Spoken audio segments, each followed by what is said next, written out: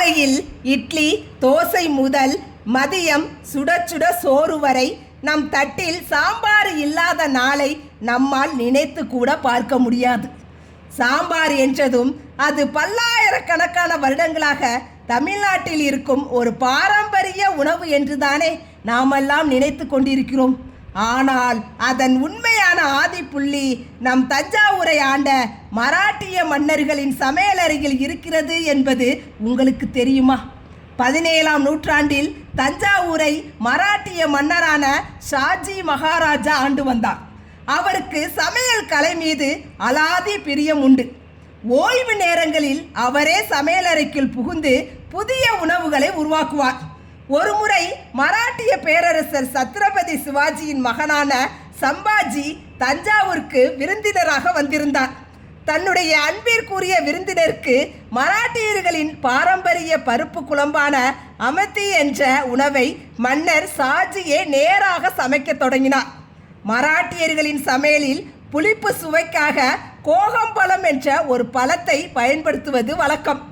ஆனால் துரதிர்ஷ்டவசமாக அன்று தஞ்சை அரண்மனை சமையலறையில் கோகம்பழம் தீர்ந்து போயிருந்தது. மன்னர் ஷாஜி சற்றும் யோசிக்கவில்லை. நம்முடைய தமிழ்நாட்டின் பாரம்பரிய பொருளான புளியை எடுத்து அந்த குழம்பில் கரைத்து ஊற்றினார். அத்தோடு உள்ளூர் காய்கறிகளையும் பருப்பையும் சேர்த்து ஒரு புதிய குழம்பை தற்செயலாக தயாரித்தார். தயாரான அந்த புதிய உணவை சுவைத்து பார்த்த இளவரசர் சம்பாஜி அதன் சுவையில் மயங்கி போனார்.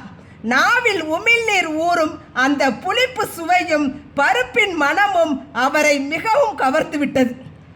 முதலில் சம்பாஜி என்ற மராட்டிய வீரருக்காக தயாரித்ததாலும் அவரே அதை ஆவலோடு சுவைத்து சாப்பிட்டதாலும் அந்த புதிய உணவுக்கு சாம்பார், அதாவது சம்பாஜி பிளஸ் ஆகார் சாம்பார் என்ற பெயரிடப்பட்டது.